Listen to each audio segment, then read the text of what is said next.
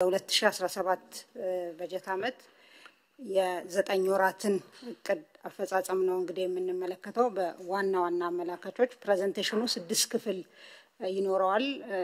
ዓለም አቀፍ ኢኮኖሚ አዝማሚያን እንመለከታለን በተወሰነ ደረጃ፣ ከዛም ለኢትዮጵያ ምን እንደምታ ይኖረዋል የሚለውን በተወሰነ ደረጃ እናይና የማክሮ ኢኮኖሚና የሪፎርም አፈጻጸም ውጤቶችና አዝማሚያዎች እንደምታውቁት ይሄ ዓመት ኦፍ ኮርስ ከዚህም ቀደም ያሉ ዓመታት በሪፎርም ማዕቀፍ ውስጥ ነው እቅዳችንን እየተገበረን ያለነውና በአጠቃላይ የሪፎርም አፈጻጸም እና የማክሮ ኢኮኖሚ ዋና ዋና አመላካቾችና በዘርፎች ደግሞ ለማክሮ ኢኮኖሚ ዋና ዋና አመላካቾች ቀጥታ እንደምታ ያላቸውን እናያለን ማለት ነው።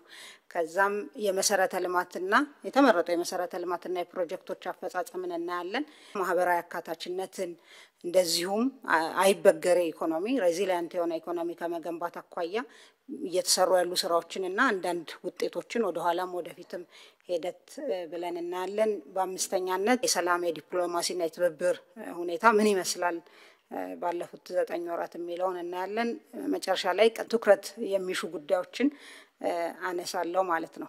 ክፍል 1 ዓለም አቀፍ ኢኮኖሚ አዝማሚያና በኢትዮጵያ ላይ የሚኖረውን አንደምታ ስንመለከት እንግዲህ 2025 አመቱ ሲጀምር ጃንዋሪ ላይ የወጣት ትንበያ እንደሚያሳየው የዓለም ኢኮኖሚ በ3.3 በመቶ እንደሚያድግ ነው። እንግዲህ ያደጉት ሀገራት ደግሞ ወደ 1.9 በመቶ እንደሚያድጉ ይጠበቃል። ይሄ ከአምናው በጣም ትንሽዬ ጭማሪ ነው ያለው። የዓለምንም አማካይ ስንመለከት ያደጉ ሀገራትን ደግሞ የተወሰኑ ሀገራትን ስንመለከት የአሜሪካ እድገት 2.7 በመቶ እንደሚሆን ይጠበቃል።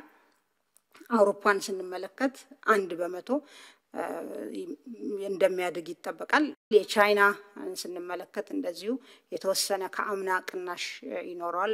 ከሳራ በታች ያሉ ሀገራት ከአምና የተሻለ እድገት እንደሚያስመዘግቡ ይጠበቃል።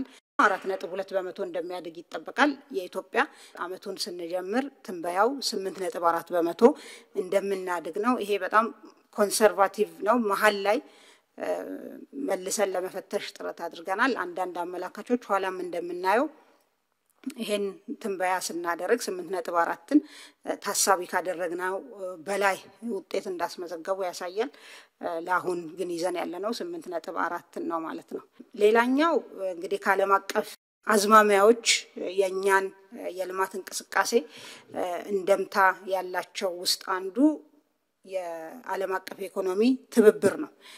ከዚህ አኳያ በአጠቃላይ ከኮቪድ በፊትም ቢሆን የዓለም አቀፍ የኢኮኖሚ ትብብር ይሄ ኦፊሻል ዴቨሎፕመንት አሲስታንስ የምንለው በእጅጉ መቀዛቀዝ ያሳየበት ነው።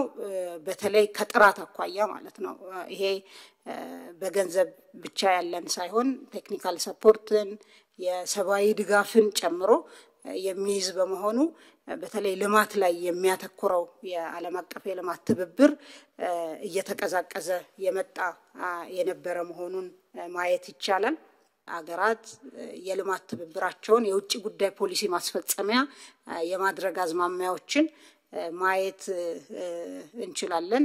የተለያዩ ሀገራት አደረጃጀታቸውን ሁሉ መልሰው እየፈተሹ ነው ያሉትና ይሄ ለኢትዮጵያ ያለው እንደምታ በእርግጥም የጀመርናቸው ስራዎች እንዳሉ ሆኖ በራስ አቅም ልማትን ማሳካት የሚለውን የበለጠ የሚያጎላ ለዚህ እውነትም አስፈላጊነት ትልቅ ማሳያ የሆነ ትሬንድ ነው ማለት ነው።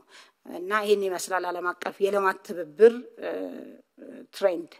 ሌላው የዓለም አቀፍ ንግድ ሁኔታ ነው። በአጠቃላይ የንግድ እንቅስቃሴ 2025 ላይ ጥቅምት አካባቢ የነበረው ትንበያ 3.3 በመቶ ያድጋል ነበር።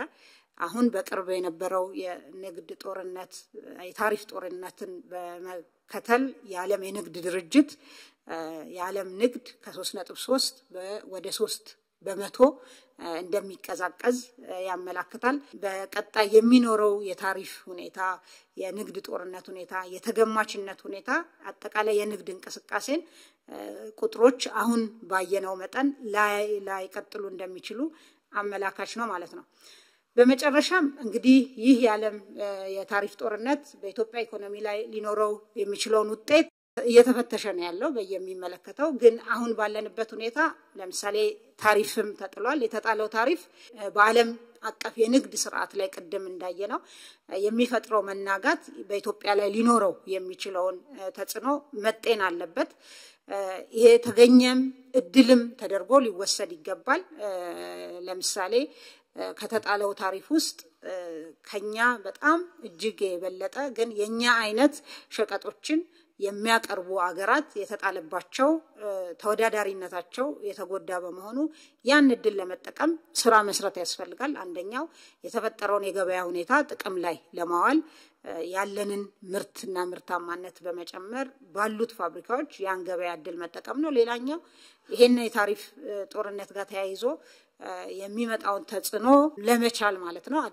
ወደ ተለያዩ አገራት ኢንቨስትመንታቸውን የሚያንቀሳቅሱ ኢንቨስተሮች ቢኖሩ ይሄን እድል ለመጠቀም ጥንቃቄ የተሞላበት እንቅስቃሴ ማድረግና ይሄን እድል መጠቀምም ሌላው የሚታይ ነገር ነው ማለት ነው የኛም እንቅስቃሴ ወሳኝ ይሆናል ማለት ነው ይሄን የመጣውን አንሰርቴኒቲ ወደ እድል ቀይሮ ኢኮኖሚያዊ ተጠቃሚነትን ለማስፋት ማለት ነው እንግዲህ በአጠቃላይ የዓለም አቀፍ የኢኮኖሚ ሁኔታ አዝማሚያ ይሄን ይመስላል በክፍል 2 የማክሮ ኢኮኖሚ እና የሪፎርም አፈጻጸም ውጤቶችን እናያለን ለማስተዋወስ አክል እንደምታስተዋውሱት 2016 በጀት ዓመትን ስንጀምር ያስቀመጥነውን የ10 ዓመት እቅድ ያስቀመጥናቸውን ግቦች ማሳካት እንድንችል ተከታታይ የሆኑ ሪፎርሞችን ማድረግ አስፈላጊ በመሆኑ የመጀመሪያውን ምዕራፍ የኢኮኖሚ ሪፎርም ስናጠናቀቅ ሁለተኛውን ምዕራፍ ሀገር በቀል የኢኮኖሚ ሪፎርም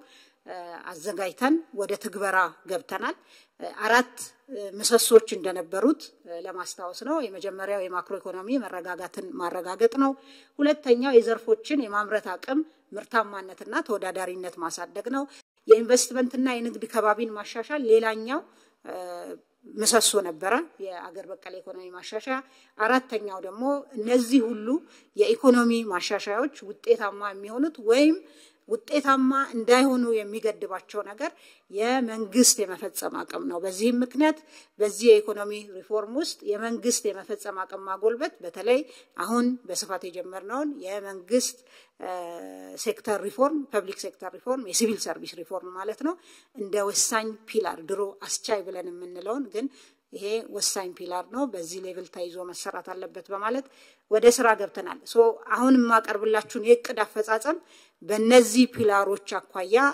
ቃኛቸዋለሁ ማለት ነው መጀመሪያ የተረጋጋ ማክሮ ኢኮኖሚ የሚለውንና ምርታማነትና ተወዳዳሪነት የሚለውን ሁለቱን ፒላር አንድ ላይ አያይዤ ሪፖርቱን አቀርባለሁ ከእድገት አኳያ ይሄ ከዚህ ቀደምም አመቱን ስንጀምር የተነጋገርነው ነው እንደምታስተዋውሱት 8.4% የኢትዮጵያ ኢኮኖሚ እንደሚያድግ በዚህም በተለይ ማኒፋክቸሪንግ ዘርፍ እድገት ከሎቤዝ እየተነሳ ያለ እንደመሆኑ እድገቱን የሚመራ መሆኑን ያሳያል ኢንዱስትሪ በአጠቃላይ 12.8% ያድጋል ማኒፋክቸሪንግ ግን በ12% ያድጋል ሌሎቹም ዘርፎች ግን ሮበስት የሆነ በጣም ጠንካራ ፖዚቲቭ የኢኮኖሚ እድገት እንደሚያስመዘግቡ ነው እንግዲህ የመጀመሪያው ግመታ ያሳየው ከዚህ አኳያ ወሳኝ አመላካች በማክሮ ኢኮኖሚው የሪፎርምም ውጤት ተደርጎ የሚወሰደው የቁጠባና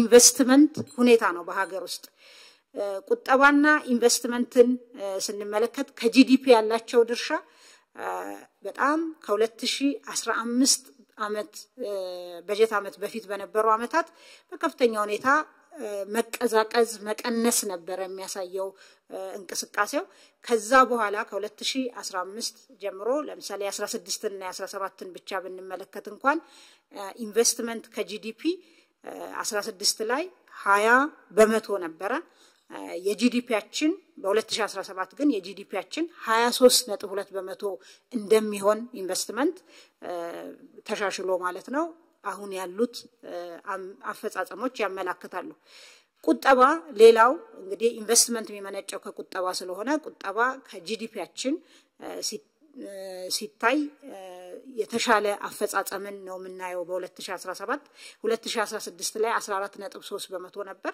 2017 ላይ ወደ 19.4 እንደሚሆን ያሳያል ማለት ነው ሌላው እንግዲህ ለእድገታችን ወሳኝ ሚና የሚጫወተው የፌደራል መንግስት ገቢ ነው። በክቡር ጠቅላይ ሚኒስትር የተቋቋመ የገቢ እና የገቢ ጋር የተገናኘ ሪፎርም ስራዎች የሚያስተባብር ግብረ ኃይል አለ። ያ ግብረ ኃይል በየሳምንቱ እየተገናኘ የታክስ ፖሊሲን ብቻ ሳይሆን የታክስ አድሚኒስትሬሽን የታክስ አስተዳደር ስራዎች ማሻሻያዎችን፣ ዲጂታይዜሽንን፣ ታክስ መክፈልን ቀላል ማድረግ፣ የታክስ ጋር የተገናኙ ብልሹ አሰራሮችን መፍታት የሚያስችሉ ስራዎች በርካታ የፖሊሲ ማሻሻያ ስራዎች ተሰርተዋል። የታክስ አስተዳደር ካደረጃጀት ጀምሮ ስራዎች ተሰርተዋል። በቀጣይም ጠንክረው የሚቀጥሉ ይሆናል ማለት ነው። ከዚህ ቀደም እንግዲህ ፕሮባብሊ ከቅርብ አመታት በፊት ብንመለከት ይሄ ያልነበረ የፊስካል ዲሴንትራላይዜሽን ከዚህ ከፌደራሊዝም ጋር ተያይዞ አንዱ ቻሌንጅ የነበረው ፊስካል ዲሴንትራላይዜሽን በጣም ኢሹ ነበረ። ከቅርብ ጊዜ ወዲህ ይሄንን በማሻሻል የክልሎችን ገቢ በጣም በከፍተኛ ሁኔታ ያሻሻለ የፊስካል አቅም ያሻሻለ የጋራ ገቢ ስራ ሲሰራ ቆይቷል። ይሄ የክልሎችን ገቢ በማሻሻል ለማህበራዊና ኢኮኖሚያዊ ልማት የሚያውሉትን ሀብት ከመጨመር አኳያ ትልቅ ሚና የሚጫወት ነው። ሌላኛው እንግዲህ የማክሮ አመላካች የመንግስት ወጪ ነው። የመንግስት ወጪን ስንመለከት ከሪፎርሙ ጋር ተያይዞ ከፍተኛ ድጎማ ተደርጓል። እነዚህን ድጎማዎች ኋላ መጣባቸዋለሁ፣ ግን ወደ 200 በዚህ 9 ወር 211 ቢሊዮን ብር ድጎማ ተደርጓል ማለት ነው። አመቱ ሲጠናቀቅ ከ400 ቢሊዮን ብር በላይ ድጎማ የሚደረግ ይሆናል።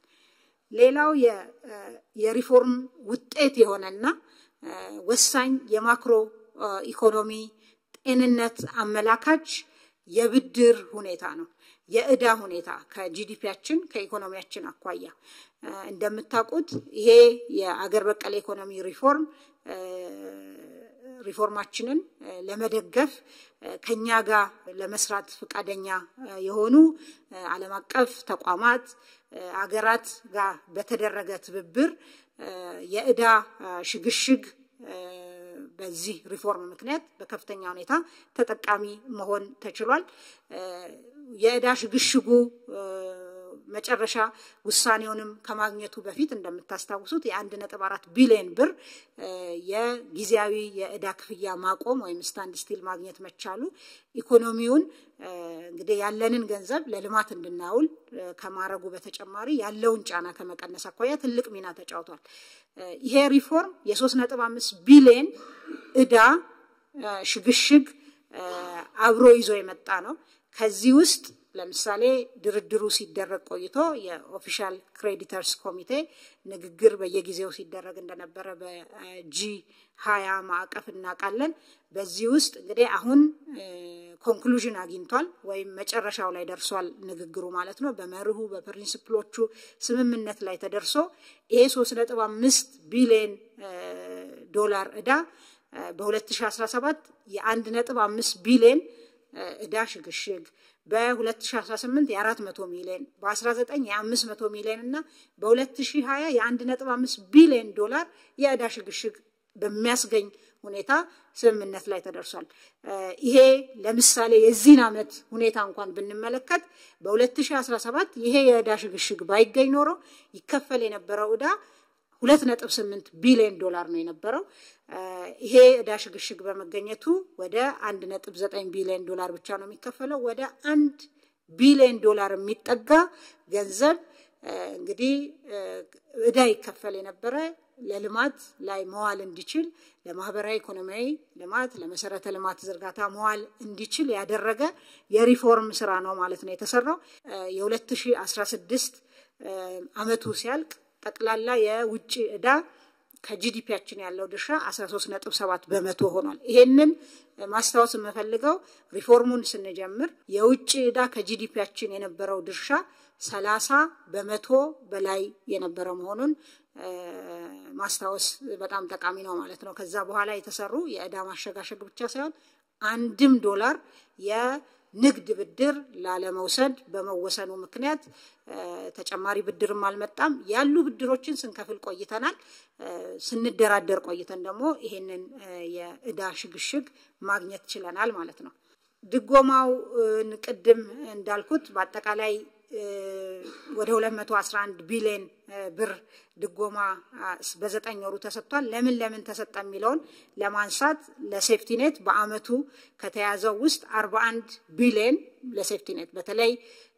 ሴፍቲ ኔት በዚህ መጠን የጨመረበት ምክንያት በሪፎርሙ ምክንያት ተጋላጭ የሆኑ ዜጎቻችን በሚመጣው ያጭር ጊዜ ተጽኖ ወደ ከፋ ችግር ውስጥ እንዳይገቡ ለማድረግ የተደረገ ነው ይሄ ወደ 41 ቢሊዮን በ9 ወሩ ለማዳበሪያ ወደ 62 ቢሊዮን 84 ቢሊዮን ነው ለአመቱ የተያዘው ከእያንዳንዱ ኩንታል ማዳበሪያ ውስጥ 3700 የኢትዮጵያ ብር እየተደጎመ ነው ማለት ነው አርሶ አደሩ ለመድኃኒት በለውጡ ምክንያት የሚመጣውን በመድኃኒት ዋጋ ላይ ጫና ለመቀነስ እስካሁን ድረስ 3.5 ቢሊዮን ብር ድጎማ ተደርጓል ዘይት ወደ 6 ቢሊዮን ብር ተደርጓል ደሞዝ ወደ 38 ነዳጅ በትሬጀሪ በኩል 60 ቢሊዮን በነዳጅ ድርጅቱ በኩል ያለውን 40 ስንጨምር 100 ቢሊዮን ብር በ9 ወሩ ብቻ ለነዳጅ ድጎማ አድርገናል ማለት ነው ኢኮኖሚያችን ውስጥ የመንግስት ልማት ድርጅቶቻችንን እንግዲህ የሪፎርም ስራ በመጀመሪያው ምዕራፍም በተሰራው በሁለተኛው ምዕራፍም በተሰራው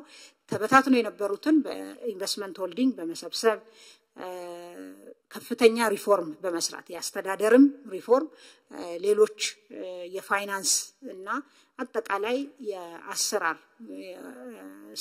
የአሰራር ሪፎርም በማድረግ ኦልሞስት ሁሉንም አሁን በመናወራበት ሰዓት ትርፋማ ማድረግ ተችሏል ይሄ እንግዲህ የ9 ወር አፈጻጸም ነው ጠቅላላ ገቢ የመንግስት የልማት ድርጅቶች 1.5 ትሪሊዮን ብር ሆኗል ማለት 9.3 ቢሊዮን ዶላር የውጪ ምንዛሪ ግኝት አምጥቷል ከአምና በ10% የጨመረ ነው ታክስ 98 ቢሊዮን ከፍሏል በ9 ወሩ ከአምና ጋር ሲወዳደር 56% ጭማሪ ያለው ለመንግስት ትርፍ ድርሻ ሰብስበዋል ወደ 19 ቢሊዮን ከአምናው 29% ይሄ የሚያስተዳድሩት በመንግስት ቦታ ሆኖ የሚያስተዳድሩት ነው 29% ጭማሪ ያለው የመንግስት ትርፍ ድርሻ ለገንዘብ ሚኒስተር ገቢ ደግሞ 14.5 ቢሊዮን አድርገዋል ከአምና አኳያ 63% ጭማሪ ያለው ማለት ነው በኢትዮጵያ ኢንቨስትመንት ሆልዲንግ እና በአጠቃላይ በሶቨሬን ዌልዝ ፈንዱ የተሰሩ ብሬክስሩስ ተብሎ የሚባሉ ጉዳዮች አንዱ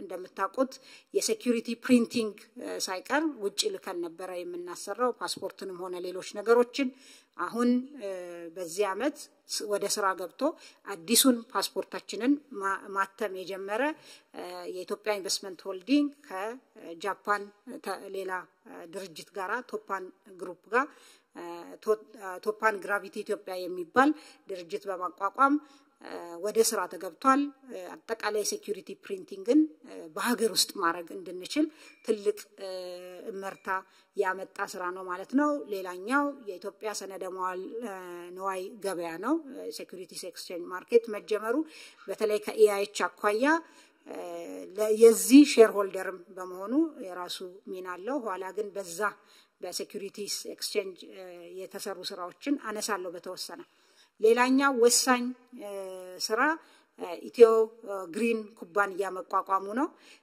ይሄ እንግዲህ እንደምታስታውሱት ባለፈው የእንግሊዝ ምክትል ጠቅላይ ሚኒስትር በመጡ ጊዜ ስምምነት የተደረሰበት ነው በዋናነት በመኖ ማምረት በእንስሳት ሀብት ልማት ዙሪያ በአጠቃላይ በዚህ ላይ ባሉ ቫልዩ ቼን ላይ የሚሰራ ነው ማለት ነው ይሄ ትልቅ እመርታ ነው በዚህ ዘርፍ ከተገኙ ውጤቶች ውስጥ ነው ማለት ሌላኛው በማክሮ ውስጥ እንደ አመላካች የምናየው የውጪ ምንዛሪ አስተዳደር ሪፎርምና ከዛ ጋር የተያዙ እቅዶች አፈጻጸም ነው ከዚያ አኳያ የሬሚታንስ ፍሰት ባለፉት 8 ወራት የ9 ወር መረጃ አልደረሰም ባለፉት 8 ወራት ስንመለከት 3.68 ቢሊዮን ብር ከኢትዮጵያና ትውልደ ኢትዮጵያውያን በግለሰቦች የተላለፈ ገንዘብ ነው ይሄ ከአምና ጋር ሲወዳደር የ17% ጭማሪ ያለው ማለት ነው ይሄ ለሪፎርሙም በተወሰነ ደረጃ ምላሽ መስጠቱን ያሳያል ቀሪ ስራዎች ቢኖሩትም ይሄ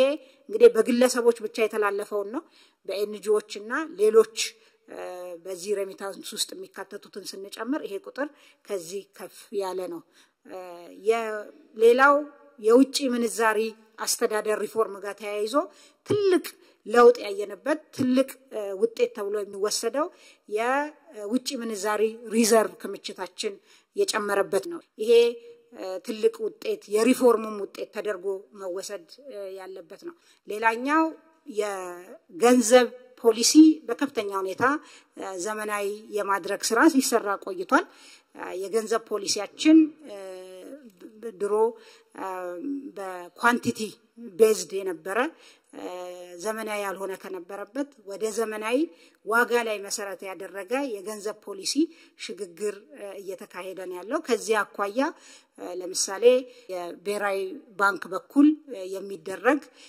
የገንዘብ ገበያ ስርዓቶች አሉ የኦፕን ማርኬት ኦፕሬሽንስ የሚባለው ማለት ነው ይሄን ኦፕን ማርኬት ኦፕሬሽን በነፃ በውድድር ላይ የተመሰረተ 19 የሚሆኑ ተካሂዷል ባለፉት 8 ወራት ይሄም ለበርካታ አመታት የኢትዮጵያ በጀት ዴፊሲትን ለመሙላት ከገበያ የሚገኝ የተወሰነ ነገር ቢኖርም በአብዛኛው ቀጥታ ብድር ከብሔራዊ ባንክ ይወሰድ ነበር ባለፉት 9 ወራት 1 ብር ከብሔራዊ ባንክ ቀጥታ ብድር ለትሬጀሪ አልተሰጠም ማለት ነው ይሄ የሪፎርሙ ትልቅ ውጤት ዘመናዊ የሆነ የገንዘብ ፖሊሲን ፕሩደንት የሆነ የፊስካል ፖሊሲን ከመተግበር አኳያ የተገኘ ውጤት ነው ማለት ነው ብሔራዊ ባንክ ከሚያረጋው የገንዘብ ገበያ ላይ ከሚያረጋው እንቅስቃሴ በተጨማሪ በባንኮች መካከል በፊት ያልነበረ በሪፎርሙ ወደ ስራ የገባ የውጪ ምንዛሪና የኢትዮጵያ ገንዘብ ገበያ ስርዓት ተጀምሯል ይሄንን ግብይት ፋሲሊቴት ያደረገው ያሳለጠው የኢትዮጵያ ሴኩሪቲስ ኤክስቼንጅ ነው በአጠቃላይ ከሪፎርሙ አኳያ የገንዘብ ፖሊሲ ሪፎርማችንም ውጤታማ መሆኑን የሚያሳይ ነው በቀጣይ የሚገባው የኤክስፖርት አፈጻጸም ላይ ነው ኤክስፖርት እንግዲህ በእቅድ ያዝናቸው ነገሮች ነበሩ በ10 አመትም በ3 አመት እቅዳችንም ከዛም በአመት በሚመነዘሩ እቅዶች የተያዘ ግብ ነበር ግን ለሪፎርሙ ምላሽ በተለይ ኢኮኖሚያችን የሰጠ ለመሆኑ ትልቅ ማሳያ የሆነ አፈጻጸም ነው ባለፉት 9 ወራት የነበረው የኢትዮጵያ ኤክስፖርት እንደምታውቁት ከ3 ቢሊዮን ለማለፍ በጣም ሳይችል ለዘመናት የቆየ የነበረ ነው እንግዲህ ባለፉት አመታት በተሰሩ የሪፎርም ስራዎች በተለይ ደግሞ በዚህ አመት በዋናነት የተሟላ ማክሮ ኢኮኖሚ ማሻሻያ ኤክስፖርት በ9 ወሩ የሸቀጦች ኤክስፖርት 5.3 ቢሊዮን ዶላር ማስመዝገብ ተችሏል ይሄ ከአምና ጋር ሲወዳደር በ108% ይበልጣል ማለት ነው ከባለፈው ተመሳሳይ ወቅት ጋራ ሲነጻጸር ሁሉም ጭማሪ ያሳያሉ ግብርና በ34% ተጨማሪ አለው ማኒፋክቸሪንግ በ18% ማዕድን በከፍተኛ ሁኔታ ከአምናው ፈጽሟል ማለት ነው ኤሌክትሪክም እንደዚሁ 188% ተጨማሪ ያሳያል ጥራጥሬና ቅባት እህሎች አካባቢ የተወሰነ ቅናሽ ያሳያል በተለይ የ8ኛ ወር ላይ ያሉ አንዳንድ ቻሌንጆች አሉ ግን ይሄም በቀጣይ ያለም ዋጋ የተሻለ ከመሆኑ ጋር ምርትም ስንመለከት እነዚህ ምርቶች የተሻለ ምርት አላቸው በተለይ በክልሎች ያለ የሰላም ሁኔታ የራሱን ደምታ አለው በቅባት እህሎች በጥራጥሬ ላይ ያ እየተስተካከለ ሲመጣ ይሄም በአመቱ የተያዘለትን እቅድ የሚያሳካ ይሆናል በርግጥ የኮንትሮባንድ ቻሌንጅም እንደዚሁ ተያይዞ ይነሳል ከነዚህ ምርቶች ጋር ሌሎችም እዚህ ያላመጣቸው ሸቀጦች አሉ የኤክስፖርት ሸቀጦች እንደዚሁ ተግዳሮት የሚያጋጥማቸው በአጠቃላይ ከንግድ ስርዓቱ ጋር ተያይዞ ማለት ነው ሌላኛው ዋና የማክሮ ኢኮኖሚው አፈጻጸም አመላካች የውጪ ቀጥተኛ ኢንቨስትመንት አፈጻጸም ነው የውጪ ቀጥተኛ ኢንቨስትመንት የ8 ወራት መረጃ ነው እዚህ ያለን የእቅዳችንን 77% ፈጽመናል በ8 ወራት ወደ 2.5 ቢሊዮን ዶላር ኢንቨስትመንት ስበናል በዚህ ውስጥ የተሰጠ ፍቃድ አለ እንግዲህ ወደ 63 ፍቃዶች ተሰጥተዋል ባለፉት 8 ወራት በዘርፍ ስንመለከተው በግብርና 10 በማኒፋክቸሪንግ 207 በአገልግሎት ዘርፍ ደግሞ 146 ፍቃዶች ሰጥተናል በባለቤትነት ስናየው 143 የውጪ ፍቃድ ሰጥተናል ለውጪ ኢንቨስተሮች በጥምረት ወደ 44 የሚሆኑ የሀገር ውስጥና የውጪ ባለሀብቶች ጥምረት የሀገር ውስጥ ደግሞ ወደ 33 የሚሆኑ አዳዲስ ፍቃዶች ወጥተዋል ወደ ማምረትና አገልግሎት መስጠት የተሸጋገሩ ኢንቨስትመንቶች አሉ እቅዳችን 161 ኢንቨስትመንቶች በስራ ላይ የነበሩ ወደ ማምረትና አገልግሎት መስጠት ይሻጋገራሉ የሚል ነበር 141 የሚሆኑት ተሸጋግረዋል ማለት ሌላው የማክሮ ኢኮኖሚ አፈጻጸም አመላካች ኢምፖርት ነው ኢምፖርትን ስንመለከት ባለፉት 8 ወራት ለኢምፖርት 11.9 ቢሊዮን ዶላር ከፍለናል ከአምናው የ1.2 በመቶ ጭማሪ ያለው ኢምፖርት ግርድፉ ቁጥሩ ሳይሆን ምን ኢምፖርት አደረግን የሚለው የበለጠ ለኢኮኖሚያችን ያለውን እንደምታ ያሳያል እንደምታስታውሱት ከዚህ ቀደም በነበሩ አመታት በተለይ ከኮቪድ በኋላ የዓለም የምግብ ዋጋ እና የሸቀጦች ዋጋ በከፍተኛ ሁኔታ በጨመረ ጊዜ መድኃኒትንም ጨምሮ ማለት ነው አብዛኛውን የኢምፖርት ለምንመድበው ዶላራችን የሚሄደው የነበረው ለፍጆታ እቃዎች ነው የነበረው ባለፉት 8 ወራት የካፒታል እቃዎች ኢምፖርት በከፍተኛ ሁኔታ ጨምሯል በ15 በመቶ ግብርና ለግብርና የመጣ የካፒታል እቃ ይሄ ማለት ለሜካናይዜሽን የሚያገለግል ማለት ነው 52 በመቶ ጨምሯል ለኢንዱስትሪ የመጣ ካፒታል እቃ በ24 በመቶ ጨምሯል ከአምና ተመሳሳይ ወቅት ጋር ስናወዳድረው ማለት ነው ጥሬ እቃም እንደዚሁ በተወሰነ ደረጃ ጨምሯል የጥሬ እቃና በከፊል የተሰናዱ እንግዲህ የፖሊሲ ፕራዮሪቲያችን እየቀነሱ መሄድ አለባቸው በሀገር ውስጥ እነዚህን መተካት አለብን ሌሎች ግን እኛ ለማምረት ገና ያልደረስንባቸው የካፒታል እቃዎች ማሽነሪዎች የማስገባት ምጣኔ የተሻለ መሆኑን ያሳያል ማለት ነው ይሄም በግብርና በአምራች ኢንዱስትሪው ላይ ያለ አፈጻጸም ላይ ትልቅ እንደምታለው ትልቅ ለውጥ ነው ማለት ሌላው እንግዲህ የማክሮ ኢኮኖሚ አመላካች የፋይናንስ ዘርፍ አፈጻጸም ነው ከፋይናንስ ዘርፍ አቋያ በባንኮች ያለ ተቀማጭ ገንዘብ በ24 በመቶ ጨምሯል በዚህ 8 ወር ባንኮች 473.9 ቢሊዮን ብር ብድር ሰጥተዋል አምና በዚህ ሰዓት 292 ቢሊዮን ብር ብቻ ነበር ብድሩ ማለት ነው ይሄ ብድር ደግሞ የት ነው ሄደው ብለን በተበዳሪ አይነት ስንመለከት የግሉ ዘርፍ 76 በመቶውን ብድር ወስዷል ከዚህ ውስጥ ማለት ነው የመንግስት የልማት ድርጅቶች ደግሞ 23 በመቶውን ብድር ወስደዋል ማለት ነው ሌላው በዘርፎች የተለቀቀ ብድር ይሄን ማየት የሚያስፈልገው ተጨማሪ ስራም እንደሚፈልግ ለማሳየት ነው ከግሉ ዘርፍ ለየትኞቹ ዘርፎች ነው ብድር እየሄደ ያለው የሚለውን ለማሳየት ነው ግብርና 22 በመቶውን ወስዷል ማኒፋክቸሪንግ 13 በመቶውን ወስዷል አሁንም ንግድ ትልቁን ያገልግሎት ዘርፍ ማለት ነው ትልቁን ብድር እየወሰደ ነው ያለው ማለት ነው ይሄ ሁኔታ እንግዲህ የማኒፋክቸሪንግ እና ግብርና በተለይ ከስትራክቸራል ትራንስፎርሜሽን ማቋያ ያላቸውን ሚና ታሳቢ ያደረገ የፋይናንስ ዘርፋችን የባንኮቻችን ይሄን ነገር ታሳቢ ያደረገ ማሻሻያዎችን ማድረግ የሚያስፈልግ መሆኑን ማሳያ ነው የአምራች ዘርፉ በከፍተኛ ሁኔታ በፋይናንስ መደገፍ አለበት ከፍተኛ መሻሻል አለ ለውጥ አለ ይሁንና አሁንም የአገልግሎት ዘርፎች ላይ ትልቅ የብድር ሁኔታ እንዳለ ያመለክታል ሌላኛው አመላካች እንግዲህ ካልነበረበት ወደ መኖር የመጣው የዲጂታል ፋይናንስ አፈጻጸም ነው ዲጂታል ኢኮኖሚ አንዱ ከአምስቱ ወሳኝ ፒላሮች ውስጥ ተደርጎ የተወሰደ በመሆኑ አስቻይ ሁኔታዎችን በመሰረተ ልማት የህግ የፖሊሲ ማዕቀፎች ማሻሻል እና ሌሎች ማበረታቻዎች ማድረግ በመቻሉ ከፍተኛ ለውጥ ያመጣ ያለ ዘርፍ ነው ባለፉት 9 ወራት 7.73 ቢሊዮን ብር በዲጂታል መልክ ቁጠባ ተሰጥቷል። በዚህ ውስጥ ቴሌብር ትልቁን ድርሻ ይወስዳል ማለት ነው። ይሄ ከአምና ተመሳሳይ ወቅት ጋር ሲወዳደር የ38% ጭማሪ ያለው ትልቁ ደግሞ የፋይናንስ አካታችነትን የሚወስን ነገር ውስጥ አንዱ እንግዲህ ዜጎች ገቢያቸው ዝቅተኛ የሚሆነ ኮላተራልን ባያስይዙ የፋይናንስ ገበያ ውስጥ ተሳትፈው የራሳቸውን ላይቭሊሁድ የተሻለ ማድረግ ይችላሉ የሚለው ነው። ከዚህ አኳያ የዲጂታል ፋይናንስ ወደ ስራ መግባት ትልቅ ሚና ተጫውቷል። ባለፉት 9 ወራት በ2017 26.7 ቢሊዮን ብር ማይክሮ ብድር በዲጂታል ተሰጥቷል። ይሄ የቴሌብር አሁንም ትልቁን ሚና ይወስዳል። አምና በዚህ ሰዓት 5.7 ቢሊዮን ብር ብቻ ነው በማይክሮ ቁጠባ የተሰጠው በዲጂታል። ዘንድሮ እንግዲህ ይሄ በ369% አድጓል ማለት ነው። ስለዚህ የፋይናንስ አካታችነታችንም በዚሁ መጠን ተሻሽሏል የሚለውን ያሳያል።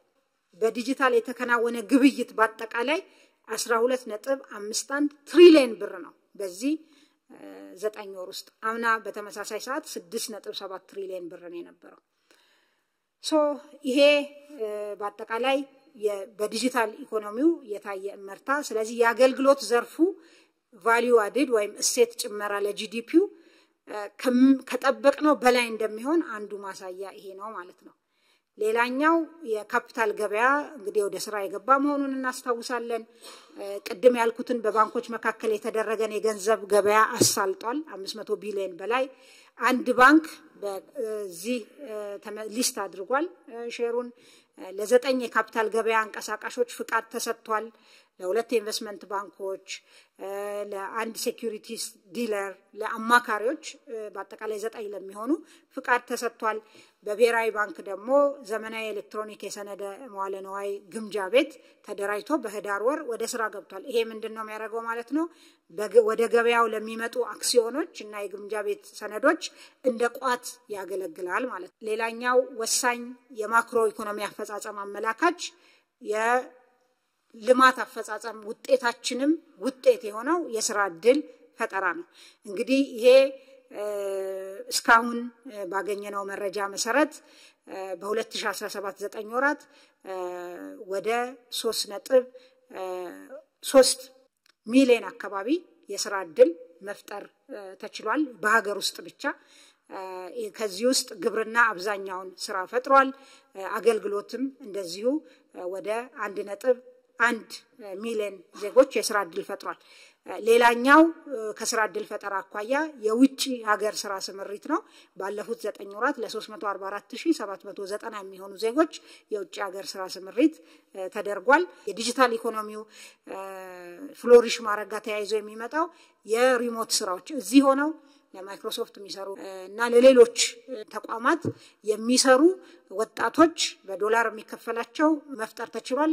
በዚህ 9 ወር ለ45740 ወጣቶች የስራ ዕድል የርቀት ስራ ወይም ሪሞት ጆብ ተፈጥሯል ማለት ነው።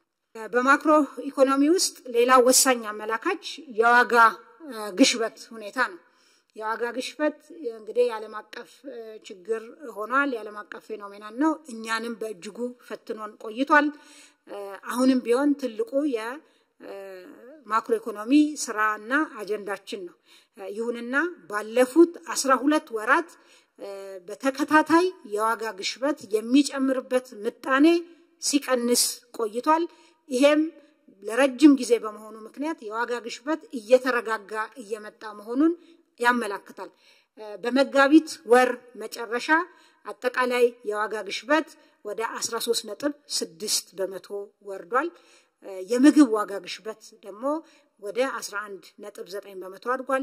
ምግብ ነክ ያልሆኑ ሸቀጦች ዋጋ ግሽበት ደግሞ ወደ 16.2% ወርዷል ማለት ነው። ይሄም ከሪፎርሙ ጋር ተያይዞ የሚጠበቅ ጫና የነበረ ቢሆንም ከዋጋ ግሽበት አኳያ የተሰሩ ስራዎች ከምርትና ምርታማነትን መጨመር፣ የገበያ ሁኔታን የማስተካከልና የማዘመን፣ የቁጥጥር አቅም የማሳደግና በአጠቃላይ በገበያ ውስጥ ያለን የገንዘብ ሁኔታ የገንዘብና ጥብቅ የገንዘብና የፊስካል ፖሊሲ በመከተል የተገኘ ውጤት ነው ማለት ነው።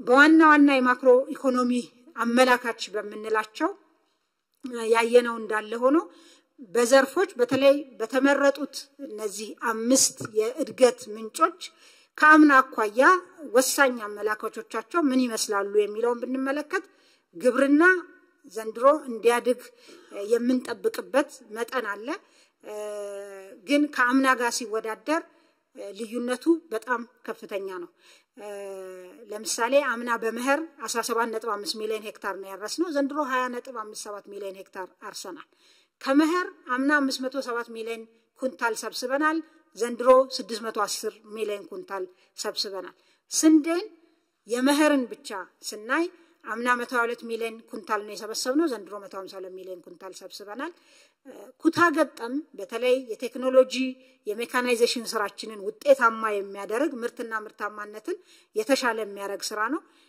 አምና 8.67 ሚሊዮን ሄክታሩ በመኸር ከታረሰው ውስጥ በኩታ ገጠም የተሸፈነ ሲሆን ዘንድሮ 11.83 ሚሊዮን ሄክታር ኦልሞስት ከ50% በላይ የመኸር እርሻችንን በኩታ ገጠም ነው ያረስነው ማለት ነው በእንስሳት ሀብት ልማቱም እንደምታውቁት የልማት ትሩፋት ኢኒሺዬቲቭ ስራ ወደ ስራ ከገባ በኋላ ከፍተኛ ለውጥ እየታየበት ያለ ዘርፍ ነው ወተት እንቁላል ማር እዚህ እንደምትመለከቱት ከፍተኛ ለውጥ ያመጡ ዘርፎች ናቸው ማለት ነው ሌላው ባለፉት 5 አመታት እና 6 አመታት ቡና ላይ ከፍተኛ ስራ ሲሰራ ነው የነበረው ቡና በቡና የተሸፈነ መሬት ባለፉት 5 አመታት 11 በመቶ ጨምሯል የቡና ምርት በ19 በመቶ ጨምሯል የምርታማነትም የቡና ምርታማነት መጨመር በጣም አዳጋች እና ከፍተኛ ስራ የሚጠይቅ ነው የቡና ምርታማነትም ባለፉት 5 አመታት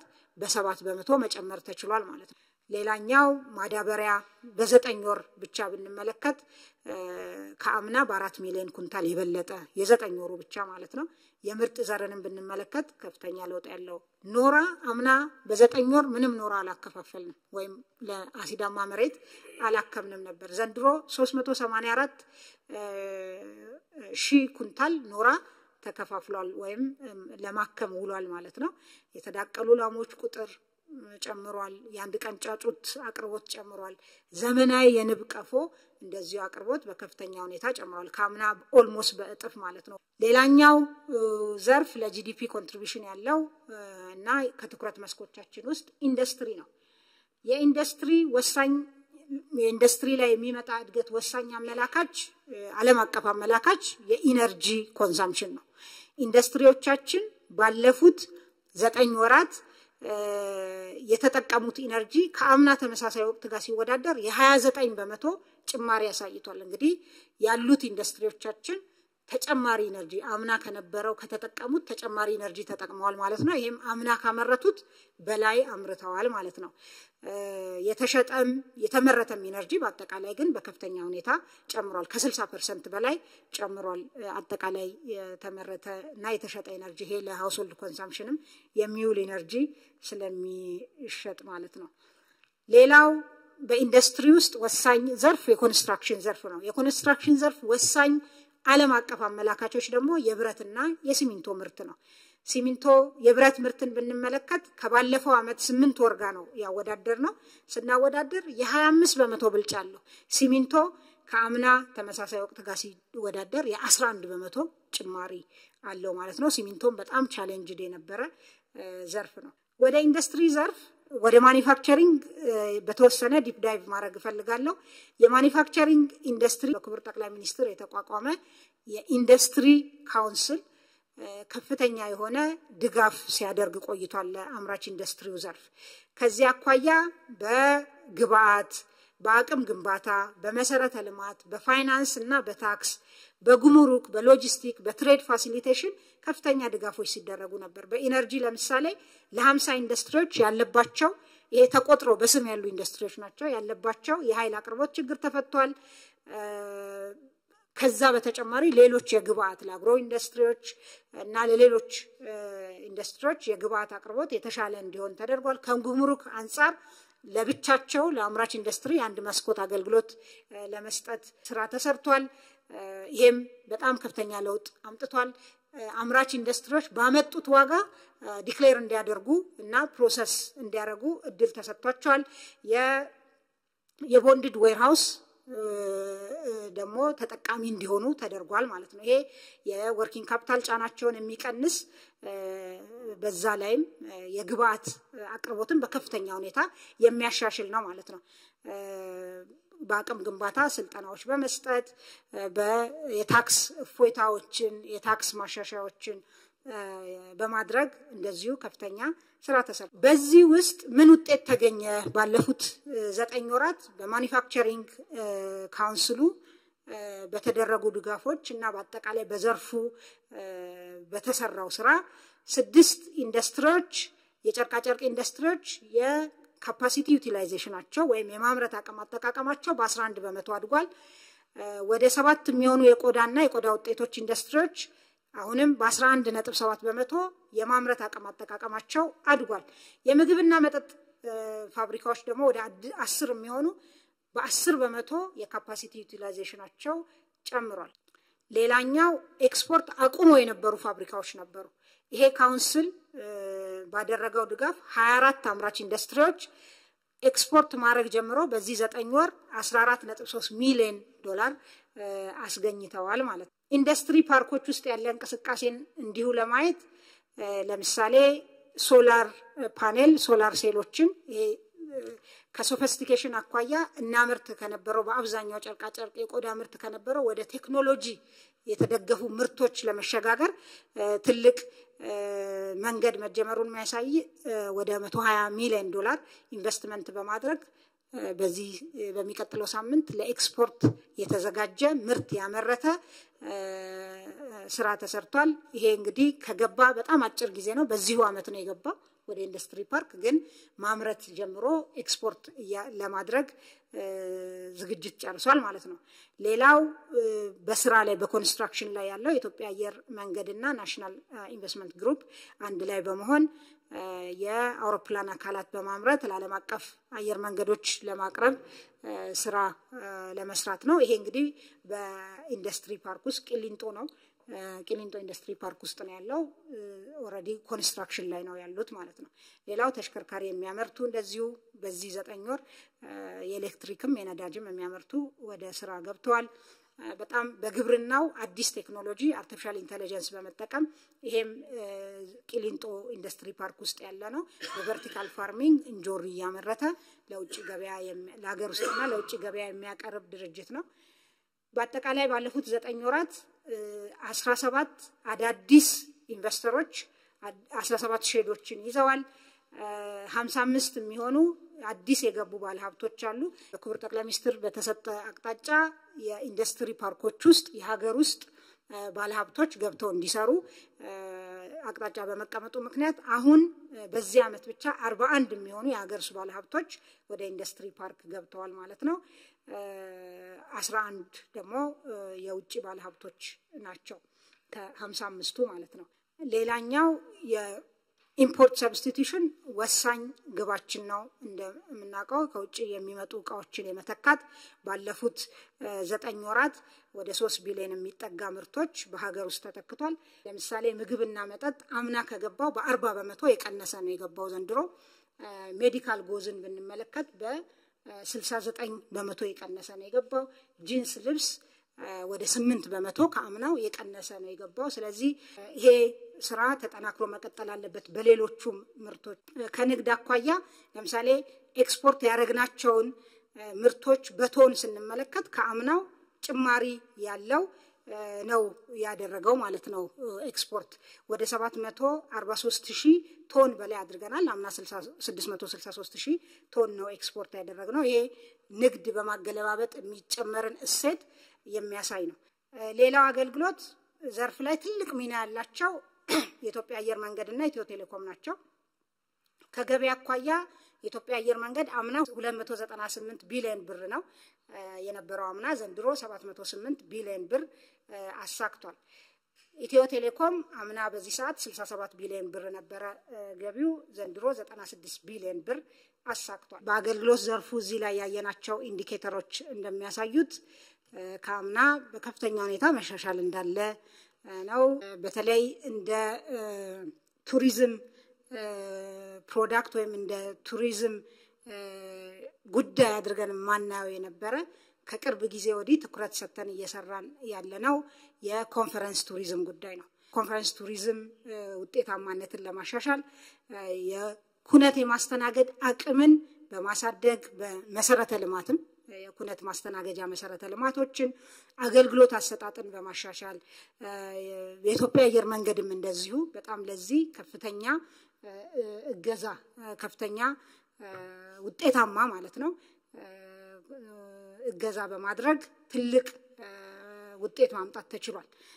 እንደምታስታውሱት አዲስ ኢንተርናሽናል ኮንቬንሽን ሴንተር በዚሁ 9 ወር ነው የተመረቀው።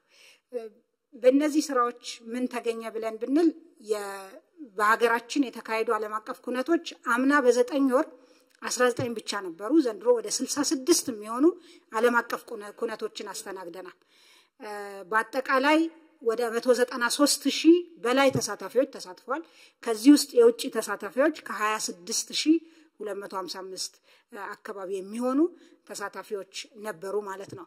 የዓለም የቱሪዝም ድርጅት ባወጣው መረጃ መሰረት ኢትዮጵያ በቱሪስት ፍሰት መጨመር ከአመት ወደ አመት ማለት ነው ከአፍሪካ ትልቁን ደረጃ ይዛ ነው ያለችው ማለት ነው። ይሄ አጠቃላይ ቁጥሩ ላይ ገና ብዙ ስራ መስራት ቢጠበቅብንም እድገቱ ላይ ግን የቱሪዝም ዘርፍ እድገት ላይ ኢትዮጵያን አንደኛ ቁጥር ላይ ነው ከአፍሪካ ያስቀመጠው የዓለም የቱሪዝም ድርጅት ማለት ነው። የኮንፈረንስ ቱሪዝም አቅማችንን ለማሳያ የአፍሪካ ህብረት ጉባኤ እንዴት ተካሄደ ምን አዳዲስ ነገሮች ነበሩት የሚለውን ለማሳያነት አንጥቻለሁ። በዚህ አመት የተሰራው ስራ እጅግ ወጪ ቆጣቢ ግን በጣም ባልተለመደ መልኩ ከፍተኛ ቅንጅትን መሰረት ያደረገ አዳዲስ ጉዳዮችን አብሮ የያዘ ከመጣው ሰውም አኳያ በመሪዎችም ይሁን በተሳታፊ ከፍተኛ ቁጥር ለውጥ ያለው ነው የተገኘው ማለት ነው።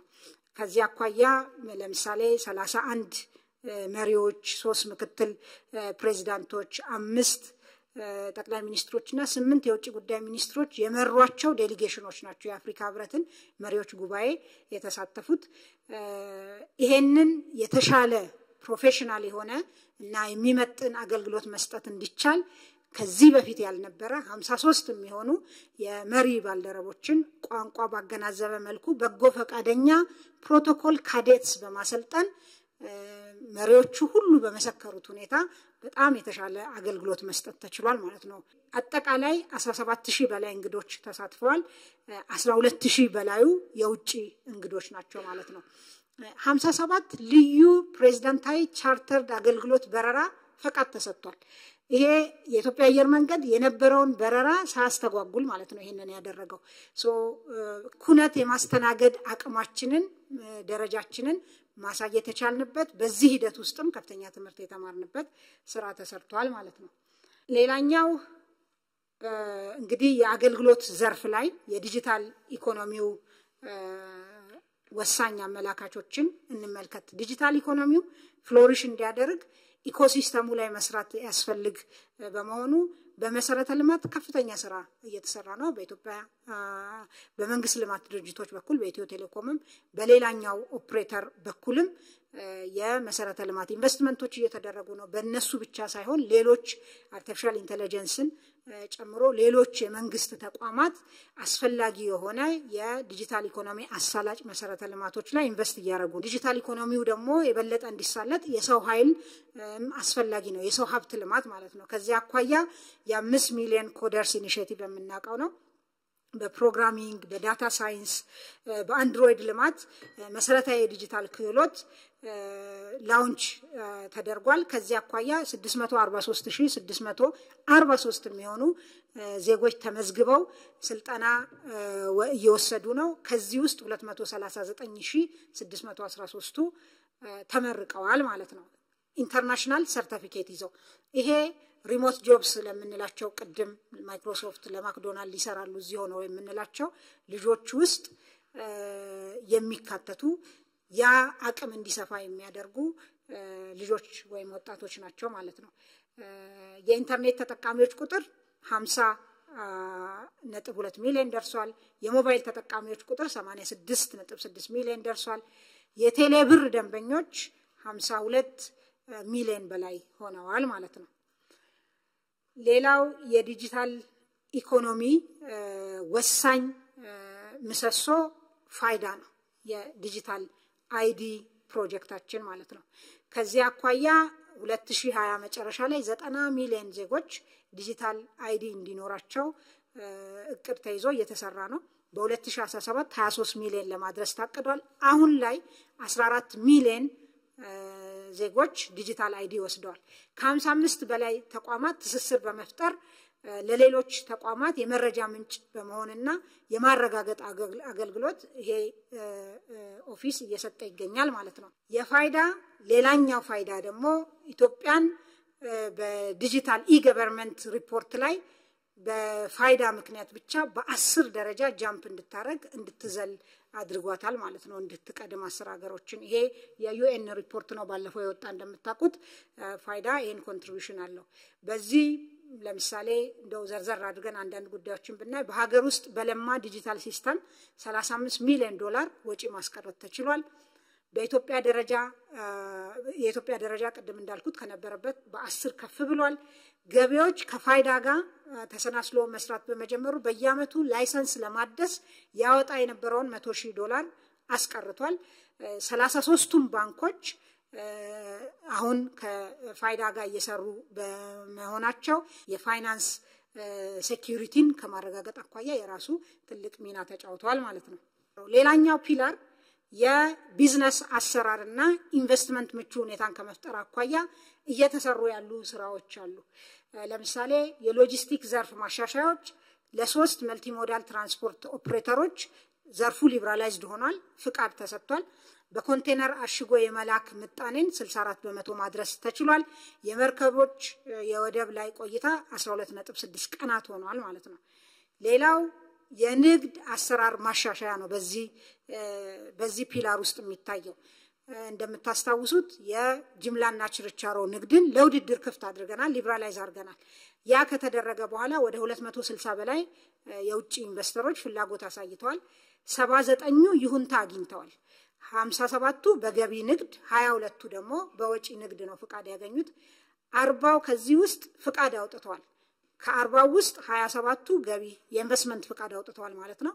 27ቱ በገቢ 17ቱ በወጪ ንግድ 8 የሚሆኑት ከነዚህ ውስጥ በገቢ ንግድ ተሰማርተው የተለያዩ ምርቶችን ማምጣትና ማቅረብ ጀምረዋል ማለት ነው። 5ቱ ደግሞ በወጪ ንግድ ፍቃድ ያወጡት የወጪ ንግድ ስራ ውስጥ መሳተፍ ጀምረዋል ማለት ነው። ከንግድ ማሳለጥ አኳያ ሌላኛው የትሬድ ፋሲሊቴሽን ስራ፣ የጉምሩክ የረቨኑ እና ሌሎች የዲጂታላይዜሽን ስራዎች፣ የታክስ መክፈልን ለማቅለል ኢፋይሊንግ ኢፔመንት ስራዎች እየሰፉ ይገኛሉ ማለት ነው። አራተኛው ፒላር ታስታውሱ እንደሆነ ከሆም ግሮን ኢኮኖሚክ ሪፎርም ወይም ከሀገር በቀል ኢኮኖሚ ማሻሻያው ላይ ያሳየኋችሁ የመንግስት አገልግሎትና የሲቪል ሰርቪስ ማሻሻያ ነው። ከዚያ አኳያ አዲስ ፖሊሲ አጽድቀን ወደ ስራ መግባታችንን ታስታውሳላችሁ። ከያን ፖሊሲ የሚያስፈጽሙ አዋጆች፣ ፍኖተ ካርታ፣ ስትራቴጂዎች፣ ማኑዋሎች ተዘጋጅተዋል። እነዛ እንግዲህ የጸደቁ ማኑዋሎች፣ የጸደቁ አዋጆች፣ የጸደቁ ፖሊሲዎች ወደ ስራ ገብቷል። ይሄን ፖሊሲ ለማስፈጸም ከፍተኛ አቅም ግንባታ ስራዎች ተሰርቷል። የፌደራል ተቋማት አመራሮች በቅርብ እንደምታስታውሱት ከዚህ ቀደም ከተደረገው በተጨማሪ ስልጠናዎች ተሰጥተዋል። ወደ ሪፎርም የገቡ 8 ተቋማት ሰራተኞች በተደጋጋሚ ስልጠና ተሰጥቷል። በሀገር ደረጃ የፌደራልና የክልል ሰራተኞችና አመራሮች በአጠቃላይ ለ753,000 ሰዎች ስልጠና ተሰጥቷል። ዲጂታይዝ ማድረግ አንዱ የሪፎርሙ አካል በመሆኑ ሲቪል ሰርቪስን መረጃ የማደራጀት ማዘመንና ጥቅም ላይ የማዋል ስራ ተሰርቷል። በተለይ የኢስሚስ የስራን የኢንተግሬትድ ሲቪል ሰርቪስ ማኔጅመንት ኢንፎርሜሽን ሲስተም ነው። በኤፒአይ ከተለያዩ ስርዓቶች ጋር የማገናኘት ስራ ጅምር ተሰርቷል። ዲጂታይዝ የማድረግና መረጃዎች በሙሉ በየተቋማቱ በዚህ ሲስተም ላይ የማስገባት ስራ ተሰርቷል። የአገልግሎት አሰጣጥ ስርዓትን ለማሻሻል የመጀመሪያ 8 ተቋማት በመጀመሪያው ዌብ የዝግጅት ምዕራፋቸውን እያጠናቀቁ ይገኛሉ። ሚኒስትራዊ ምልከታዎች አገልግሎት አሰጣጥ ላይ ተደርጓል። የኮሚሽኑ አሰራርና የስራ አካባቢ ሁኔታዎችም ማሻሻል ስራ ተሰርቷል። የሪፎርም የክትትልና የድጋፍ ስራዎች ይሄን ሪፎርም ለማስፈጸም ተደርጓል። የዚህ የሲቪል ሰርቪስ ሪፎርም በጣም ትልቅ ብሬክ ስሩ ተብሎ የሚታየው የመሶብ መቋቋም ነው። ይሄ በቅርብ ወደ ስራ የሚገባ መሶብ የሚባል የአንድ ማዕከል አገልግሎት ነው። ይሄ አንድ ማዕከል አገልግሎት እንግዲህ 20 ተቋማት ላሁን 94 አገልግሎቶቻቸውን ለይተዋል።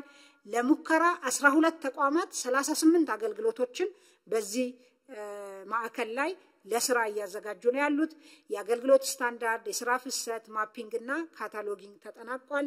የህግ ማቀፎች ይሄንን ማዕከል ወደ ስራ ለማስገባት የሚያስፈልጉ ዝግጅት ተጠናቋል። የሰው ኃይል ዝግጅት 112 ሰው ሪክሩት ተደርጎ ሰልጥኖ ተዘጋጅቷል። 59 ካውንተሮች፣ 16 ባክ ኦፊስ፣ 13 አስተባባሪዎች ተለይተው ስልጠና ወስደዋል። 24 በጎ ፈቃድ አገልግሎት የሚሰጡና ተለይተዋል ማለት ነው።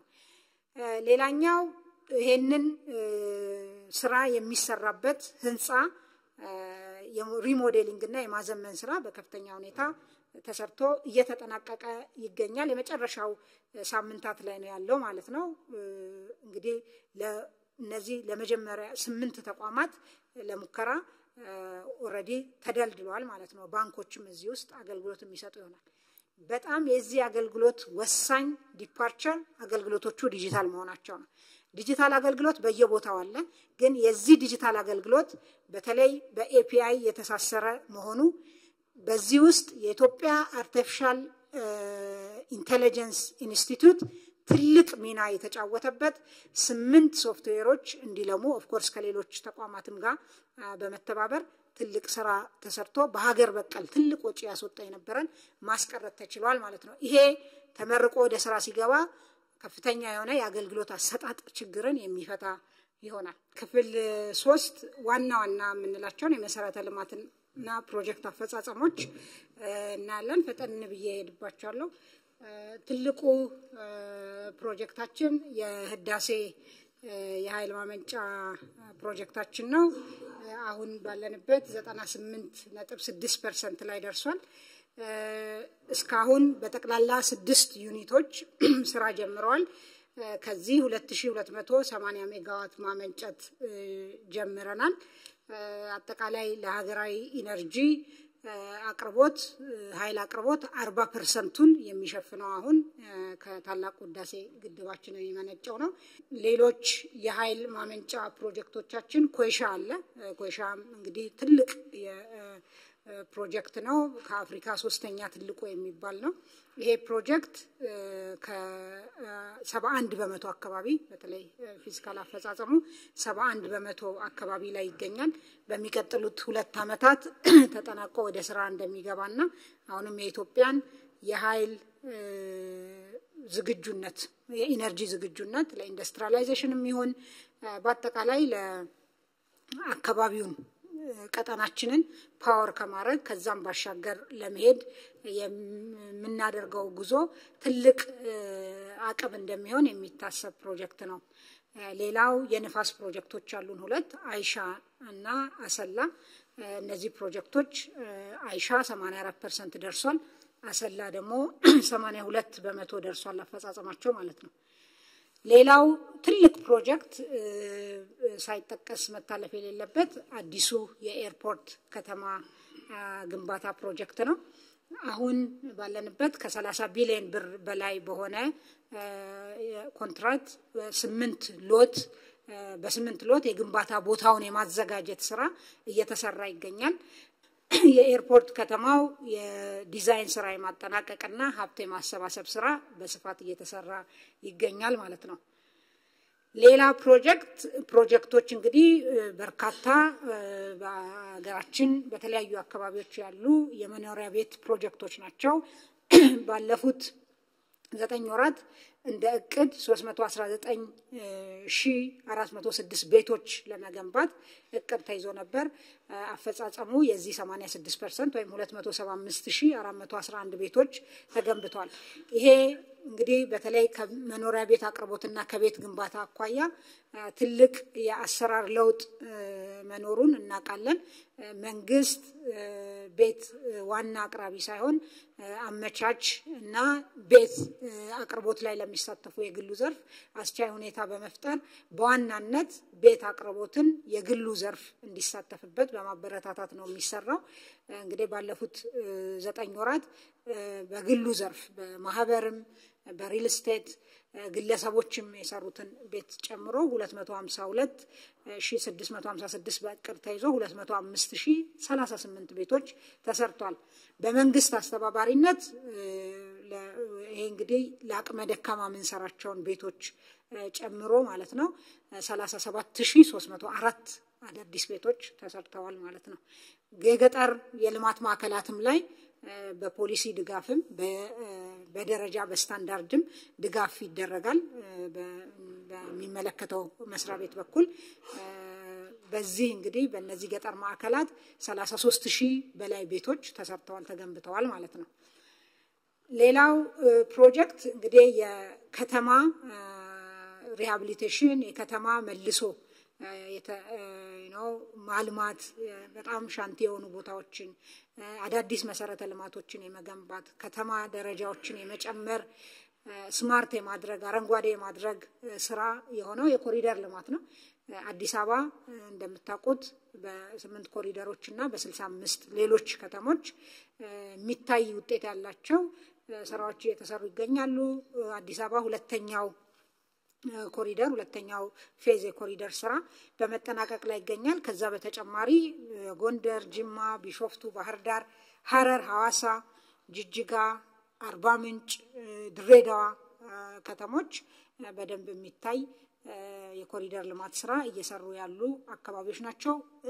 ሌሎችም ከተማዎች ጅምር ቢሆንም የኮሪደር ልማቱ ስራ በየአካባቢው እየተጠናከረ መሆኑን ያሳያል። የኮሪደር ልማት እንዲሁ የማሳመር የማስፋት ብቻ ሳይሆን በከተማው ውስጥ ለሚኖሩ ዜጎች አካታችነትን የሚያረጋግጥ ሰስቴነብል የሆነ ከተማና ሰስቴነብል ኮሚኒቲስ የመፍጠር ዓላማ ያለው ነው ማለት ነው።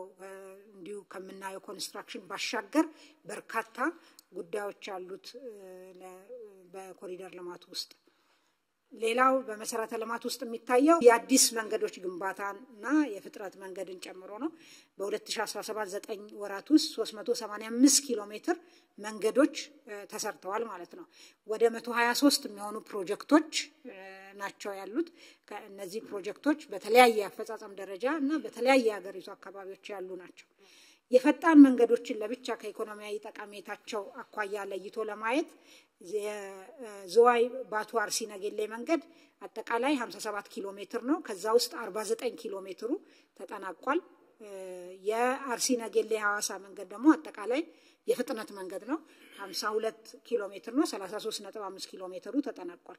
አዳማ አዋሽ የፍጥነት መንገድ የመጀመሪያው ሎት አዲስ የተጀመረ ነው። 61 ኪሎ ሜትር አካባቢ ነው። 22 ኪሎ ሜትሩ ተጠናቋል ማለት ነው። ሌላው የመሰረተ ልማት ስራ የመስኖ መሰረተ ልማት ነው። እንግዲህ ከዚህ አኳያ በርካታ የመስኖ ፕሮጀክቶች አሉን። ያለቁ ፕሮጀክቶች ሁለተኛው ፌዛቸው ወይም ሁለተኛ ሎት ዋናው ግድብ ከተገነባ በኋላ አውታሮቹን የመገንባት ተርሸሪ ሰከንደሪ ካናሎችን የመስራት ስራ በስፋት እየተሰራ ይገኛል። እዚህ እንደው የተወሰኑ ፕሮግረስ ያደረጉ የመስኖ ፕሮጀክቶችን ያመጣሁት መገድ እንግዲህ 2016 መጨረሻ ላይ 60% ነበረ። አሁን 66% አፈጻጸም ደረጃ ላይ ይገኛል። በአመቱ ግን በ9 ወሩ ከተያዘለት እቅድ በላይ ነው። በ9 ወሩ 3.26% የመጨመር ነበር የታቀደው፣ ወደ 5.69% ተጨምሯል። ከዛ ውጪ ወልመል ሎት 1 እና 2 ጨልጨል ሎት 1 እና ጨልጨል ሎት 2 በጣም አዋጪ ከምንላቸው ፕሮጀክቶች ውስጥ ናቸው። በአዋጭነታቸው ትልቅ ዋጋ ያላቸው ፕሮጀክቶች ናቸው። እነዚህ ፕሮጀክቶችም ሁለቱም በጣም በጥሩ ሁኔታ እየሄዱ ነው ያሉት። ጨልጨል በተለይ ሎት 2 100% ኦልሞስት ተጠናቋል በቅርብ የሚመረቅ ፕሮጀክት ነው ይሄ ማለት ነው ወልመልም ሎት 1 ጥሩ ደረጃ ላይ ይገኛል ከዛ ባለፈ ጎዴ ኦልሞስት የተጠናቀቀ ነው ከሰም ተንዳው ግድብ እና የዱብቲ ዳይክ ስራዎች እንደዚሁ ጥሩ እንቅስቃሴ ላይ ነው የሚገኙት ማለት ነው ሌላው እንግዲህ መንግስት ይዞ ከሚመራቸው መንግስት ኢንቨስት ከሚያደርግባቸው ፕሮጀክቶች በተጨማሪ ለኢኮኖሚው ትልቅ እንደምታ ያላቸው በግሉ ዘርፍ የሚሰሩ ፕሮጀክቶችን መንግስት የተለያየ ግብረ ኃይል በማቋቋም ድጋፍ ክትትል ያደርጋል ልክ እንደ ገቢ ግብረ ኃይል ልክ እንደ ማኑፋክቸሪንግ ኢንዱስትሪ ግብረ ኃይል የማዕድን ግብረ ኃይል አለ የማዕድን ካውንስል አለ የማዕድን ካውንስል በዋናነት የማዕድንን ፖሊሲ ማዕድን ሚኒስቴር መስሪያ ቤት የሚሰራውን ስራ ሳይሆን ድጋፍና ክትትል የሚያደርገው እያንዳንዱ ፕሮጀክት የግሉ ዘርፍ ፕሮጀክት ያለባቸውን ችግር ተከታተሉ ያዩ የመፍታት ስራ ነው የሚሰራው በዚህ እንደምታውቁት አንድ ብቻ የወርቅ ካምፓኒ በካምፓኒ ደረጃ የሚሰራ አንድ ብቻ ከነበረበት ባለፉት በዚሁ 9 ወራት ሁለት ተጨማሪ የወርቅ ፋብሪካዎች መከፈታቸውን ታቃላችሁ ተመርቀዋል እነዚህ የኤትኖ ማዕድን እና ዋይኤምጂ የሚባሉት የማዕድን ካምፓኒዎች ናቸው ሌላው ኢዛና ማዕድን የሪሃቢሊቴሽን ስራ ሰርቶ መልሶ ግንባታውን አጠናቋል የሙከራ ምርት ላይ ነው የሚገኘው ማለት ነው ሌላኛው ከማዕድን አኳያ የድንጋይ ከሰል ነው እንደምታውቁት የድንጋይ ከሰል ሲሚንቶን ጨምሮ ለአንዳንድ የአምራች ኢንዱስትሪ ዘርፎች የኢነርጂ ምንጭ ከመሆን አኳያ ትልቅ ሚና የሚጫወት ነው በጣም በርካታ ዶላር ተከፍሎ ከውጪ እንደሚመጣ እናቃለን ይሄንን በሀገር ውስጥ ግን ጥሬቃው ያለ የማጠብ እና እነዚህን ደግሞ የማጠብ ስራ የሚሰሩ ፋብሪካዎችን ፕላንቶችን የማቋቋም እና ኢንቨስትመንቱን የማምጣት ነበር የክፍተቱ አሁን እንግዲህ ባለፉት 9 ወራት ኢቲ ሚነራል ተጠናቆ ወደ ምርት ገብቷል ተመርቆ ዮ ሆልዲንግ የሚባል ፕላንት አንዱን ሌላ ፕላንትም አለው እሱን እየሰራ ነው ፕላንት አንድ እንደዚሁ ተጠናቋል ይሄ 155000 ቶን በአመት ያመርታል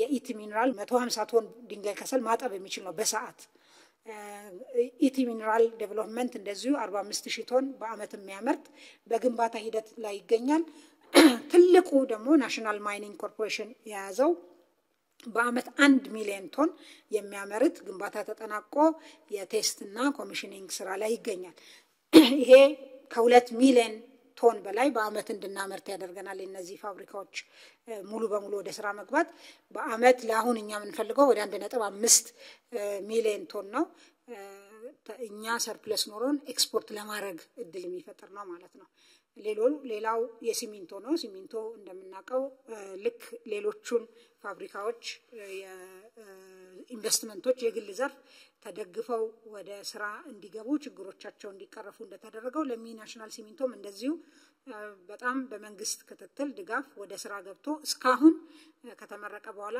ከ700,000 ቶን ሲሚንቶ በላይ አምርቷል ሌላው ፓዮኒር ሲሚንቶ ነው የማስፋፊያ ስራ የማምረት አቅሙን ወደ 600,000 ቶን ለማሳደግ ስራ ጀምሮ ነበር ከ3 ወር በኋላ ይመረቃል ፕሮጀክቱ ያለበት ሁኔታ የሚያሳየው ማለት ነው እንግዲህ ስለዋናውና ፕሮጀክቶች የናክል ካልኩኝ ከዘላቂ ልማት አኳያና ማህበራዊ አካታችነትን ከማረጋገጥ አኳያ ምን እንደተሰራ አነሳለሁ በአብዛኛው ማጣቀሳቸው ቁጥሮች የዩኤን ተቋማትና ሌሎች ያወጣቸውን በወሳኝ ኢንዲኬተሮች በአካታችነት አመላካቾች ያነሷቸውን እና ያወጣቸውን ሪፖርቶችንም እንደማጣቀሻ ተጠቅሳለሁ ማለት ነው ከትምርት አኳያ ትምርት ጥራትን ለማሻሻል በተለይ የትምርት ቤቶቻችን ሁኔታ የአጠቃላይ ትምርት ቤቶቻችን ሁኔታ የትምርትን ጥራት የትምርትን አውትካም የሚወስኑ በመሆናቸው የክፍሎች ሁኔታን የተሻሉ ደረጃቸውን የመጠኑ ትምርት ቤቶች እንዲሆኑ ውሃ መታጠቢያ ቤት ወንበሮች እና መጻፎች እንዲሁም አስፈላጊ የትምርት ቤት ግብአቶች የትምርት ጥራትን ማሳካት የሚያስችሉ ለመስራት በተጨማሪ እንግዲህ የትምርት ለትውልድ የሚባል ኢኒሺየቲቭ በክቡር ጠቅላይ ሚኒስትራችን መጀመሩን እናስታውሳለን በዚህ በሁለት አመት እንግዲህ እንደምናየው 82 ቢሊዮን ብር መሰብሰብ ተችሏል የተሰራ ስራ ቅድመ አንደኛ ደረጃ ትምህርት ቤት በሁለት ዓመት 5904 አዲስ ቅድመ አንደኛ ደረጃ ትምህርት ቤት በትምህርት ለትውልድ ብቻ ኋላ አመጣለሁ አጠቃላይ ምን ያክል ኬጂዎች እንደተሰሩ አንደኛና መካከለኛ ደረጃ ትምህርት ቤቶች 832 ተሰርተዋል የሁለተኛ ደረጃ ትምህርት ቤቶች 712 ተሰርተዋል በአጠቃላይ 6815 ትምህርት ቤቶች ተሰርተዋል በዚህ በሞቢላይዝ በተደረገ ገንዘብ ማለት ነው በነባር ትምህርት ቤቶች ላይም የእደሳ ስራ ተሰርቷል አዲስ ክፍሎች ከ10000 በላይ ተሰርተዋል መታጠቢያ ቤቶች የውሃ ተቋማት በሺዎች የሚቆጠሩ ተገንብቷል እድሳት የተደረገላቸው ትምህርት ቤቶች በአጠቃላይ ወደ 22343 ናቸው ተጨማሪ 26793 የተማሪዎች ወንበር ወይ መቀመጫ በዚህ በትምህርት ለትውልድ በተሰበሰበ ገንዘብ ተሰርቷል ሌላው በተጨማሪ ከትምህርት ለትውልድ ውጪ በፌደራል ትምህርት ሚኒስቴር የልማት አጋሮችን በማስተባበር 162 ትምህርት ቤቶች ግማሹ ተጠናቆ የማረካከብ ስራ ተሰርቷል እንደምታውቁት የፌደራል መንግስት አጠቃላይ ትምህርት ላይ በህጉ መሰረት አይሳተፍም መሳተፍም ግዴታ የለበትም መሰረተ ልማቱ ላይ ግን ያሉ ክፍተቶችን ለመሙላት እና የትምህርት ጥራትን ስታንዳርድ ሴትም ለማድረግ እንዲቻል እነዚህ ትምህርት ቤቶች የተሰሩ ነው ለምሳሌ 51ኛ ደረጃ ትምህርት ቤት ተጠናቀው ለሚመለከተው ተረክበዋል 31 ሞዴል ትምህርት ቤቶች በስራ ሂደት ላይ ይገኛሉ 16ቱ አክቹአሊ ኮንስትራክሽን ስራ ውስጥ ገብተዋል 15ቱ ኮንትራት እየተሰጠ ነው ያለው ማለት ነው 10 በጦርነት የፈረሱ ትምህርት ቤቶች እየተሰሩ ነው ተሰርተዋል ተጠናቀዋል 8 አዳሪ ትምህርት ቤቶች እንደዚሁ ማለት ነውና እንግዲህ በትምህርት ጥራትን ከማስጠበቅ ተደራሽነትን ከማስፋፋት አጠቃላይ ማህበራዊ አካታችነት ከማረጋገጥ አኳያ ትምህርትን የመሰለ ኢንቨስትመንት የለም ከዚህ አኳያ መንግስት ከፖሊሲም ባሻገር በተለያዩ አማራጮች ትምህርት ተደራሽነትን ለማስፋት እየተሰራ ነው ማለት ነው ሌላው እንግዲህ ይሄ ከ2018 በኋላ ያለ ለውጥ ነው እንደምታውቁት መንግስት በአጠቃላይ ትምህርትም በተለይ ደግሞ በፕሪ ፕራይመሪ ኤዱኬሽን በመንለው ቅድመ አንደኛ ደረጃ ላይ በፖሊሲው ያልነበረ ነው በአዲሱ ፖሊሲ የቅድመ አንደኛ ትምህርት በሁሉም አካባቢ መሰጠት አለበት በተለይ የትምህርት አውትካምን በከፍተኛ ሁኔታ ይወስናል የኤርሊ ቻይልድሁድ ዴቨሎፕመንት ላይ ትልቅ ሚና የሚጫወት በመሆኑ እዚህ ላይ ትኩረት ሰጥቶ ሲሰራ ቆይቷል ከዚህ አኳያ ባለፉት 5 አመታት 35322 ትምህርት ቤቶች ተሰርቷል ይሄ እንግዲህ ቅድም ያልኳቸው ጋር ሲደመር ይሄ ከፍ ያለ ቁጥር ይሆናል ማለት ነው በተለይ በዚህ የተሰራውን ስራ የተለያዩ ተቋማት እዚህ ላይ እንደምትመለከቱት ዓለም ባንክም በጣም ሪኮግናይዝ ያደርጋል ፕሪ ፕራይመሪ ኤዱኬሽን ላይ ኢንቨስት ማድረግ መጀመራችን ለፊውቸር እንግዲህ ሀገራችንን የሚቀበሉ ትውልዶች የተሻሉ እንዲሆኑ እድል የሚሰጥ ነው የትምህርት ቤት ምገባ ሌላው ነው as we speak 6.3 ሚሊዮን ተማሪዎች በአገሪቱ በአጠቃላይ በቀን ሁለቴ በትምህርት ቤት ይመገባሉ ሌላው እንደ ኢንዲኬተር እንደ ውጤት አመላካች ምናየው ንጥር ተሳትፎ ይባላል የትምህርት ተሳትፎ የፕሪ ፕራይመሪ ወይም የቅድመ አንደኛ ንጥር ተሳትፎ በአጠቃላይ 45% ደርሷል ይሄ እንግዲህ በግል ብቻ አቅም ያለው ልኮ የሚያስተምር ከነበረበት የመንግስት በመጨመሩ የመጣ መርታ ነው ማለት ነውና ይሄ አንዱ ትልቅ የማህበራዊ አካታችነት ፒላር ነው ብለን ነው የምንወስደው አጠቃላይ ከአንደኛ እስከ 8ኛ ክፍል ንጥር ተሳትፎም የኮቪድ ጊዜ በክላይሜት ቼንጅ በኮንፍሊክት ትንሽ ይካፕ አጋጥሞት እንደገና ፒክ ማድረግ ጀምሯል እንደምታዩት የ2016 መረጃ ነው ይሄ የ17 ተጠናቆ ይወጣል 88.4 በመቶ ደርሷል ንጥር ተሳትፎ ነው ይሄ ማለት ምንድነው በእድሜያቸው መግባት ባለባቸው ጊዜ ገብተው ለምሳሌ አንደኛ ክፍል ላይ በ7 አመቱ ከሆነ በ7 አመቱ የገባው ልጅ ብቻ ተቆጥሮ ነው እዛ ክፍል ውስጥ በ10 አመቱ ያለ ሊኖር ይችላል የ11 አመት ልጅ ሊኖር ይችላል ያን አካተተም ይሄ በእድሜው የገባ ልጅ ብቻ ትልቅ የጥራት አመላካሽ ነው 88% መድረስ ተችሏል ማለት ነው ሌላኛው ጤና ነው የማህበራዊ አካታችነት ወሳኝ አመላካች በተለይ የእናቶችና የህፃናት ጤና ላይ የሚሰራ ስራ የእናቶች ሞት ምጣኔ